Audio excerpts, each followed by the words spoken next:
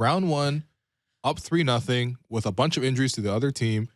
You have that's about as a mint of an opportunity as you could possibly get. Like I don't think you could draw up a better opportunity for a team to just come through and just do the bare basics. And that's what people were asking out of the Sixers. They weren't asking them to come in here and win the Eastern Conference, win the NBA championship, all this kind of stuff. They just came in here. They were just like, can you close out this banged up Raptor team with home court advantage up 3-0 in the first round? And right now the answer is no. Like, if you got higher ambitions, shouts to Goran getting swept, like, you cannot be this stressed in a first-round scenario where you're up 3-0. But again, even the fans know it. Like, no, even the fans know it. I'm glad they're saying it because, honestly, at some point, like, the excuses just have to stop. The injuries, I get. Like, your teammates are struggling. But, like, just drag your team to the finish line. Yeah. Sad guy Joel. Sad guy Joel. Like, did we ever see this behavior from Kawhi? Like, from any of the players that you would call superstars?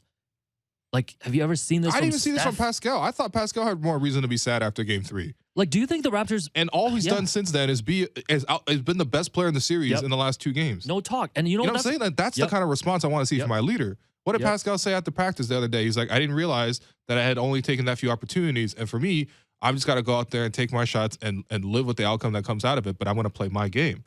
And that's what he's done the last 2 games. He's taken over. He's the main guy. And look at the way Pascal played last night. I know, like, it's fun to hate on the Sixers. Can we also show the Raptors some love? I mean, the reason the Sixers look so bad is because the Raptors are making them look bad.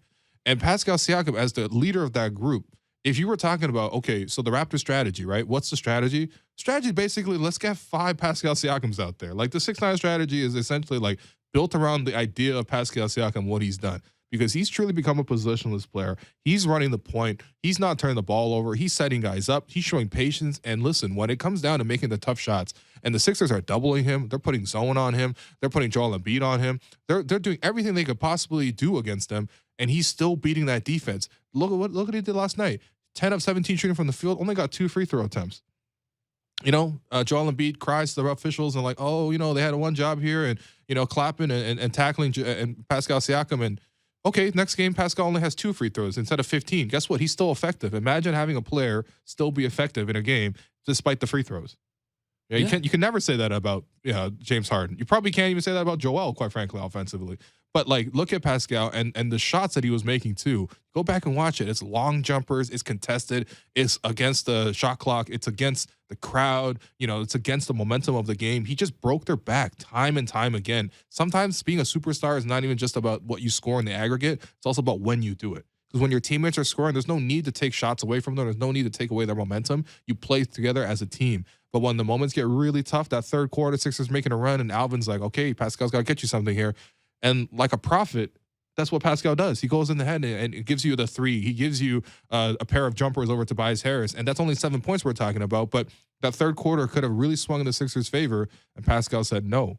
And quite frankly, that's the kind of fortitude I want to see from my star players. I don't want to see Pascal, like, post-game being like, well, you know, the refs had one job to do tonight, and they did it. Ha, ha, ha, ha, ha. Oh, I'm going to go over and talk to Doc Rivers and say, I'm going to complain about stop complaining about calls. I'm going to, call out my coach post-game. None of that stuff. Pascal just puts his head down and does his job and leads his team to wins. And quite frankly, I'm very, very proud of the way Pascal's performed the last 2 games. I think that, honestly, more than anything else, like, has been the story of the game. You're talking about a 6'9" guy without a point guard, stepping in and being a point guard, putting up triple doubles essentially, and leading his team to wins against a really, really tough opponent. And if you talk about Joel, and we talked about Joel overcoming some demons from 2019. By the way, imagine overcoming these demons if they lose the series right now. No, right? There's no overcoming it, man. I honestly think they got to just trade every single player. They got to rename the franchise, change the colors, no more ringing the Liberty Bell, like everything. No, think about it. Sad guy Joel. Change the numbers of the team, man. No more 76. No more 76. It got to be like the 15ers or something. I don't know, man. But it's like the 03ers. You're about to do something that's never been done in NBA history. Yeah. Like there has to be more than just like basic off-season changes.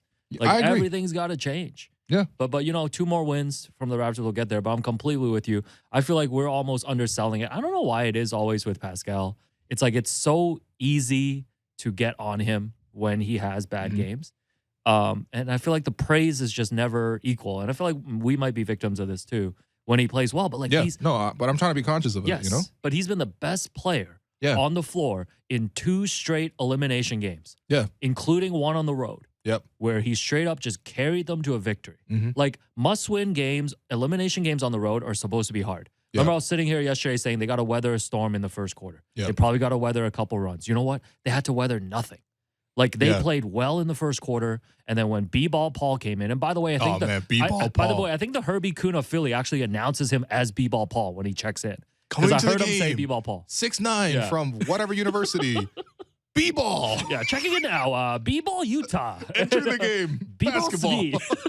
Speedy Delano. Oh, how could that be your name, man? So B-Ball Paul checks in the second quarter. Yeah. And the Raptors just go on a 12-0 run. Yeah. They just go Yeah. on a 12-0 run. Yeah. And listening to the Sixers podcast, they were really disappointed with Harden and Maxey in that stretch because they combined to go 0 for 7 in that second quarter. And to be honest, like Danny Green, like, you know, unsubscribe to Inside the Green Room, resubscribe. Like, he hit 4 threes. He kept them in there. That should have been like a 20, 25-point win Yeah, Danny was for great. the Raptors. And then Danny had was that great. air ball in the fourth quarter in the corner, straight pass to Scotty.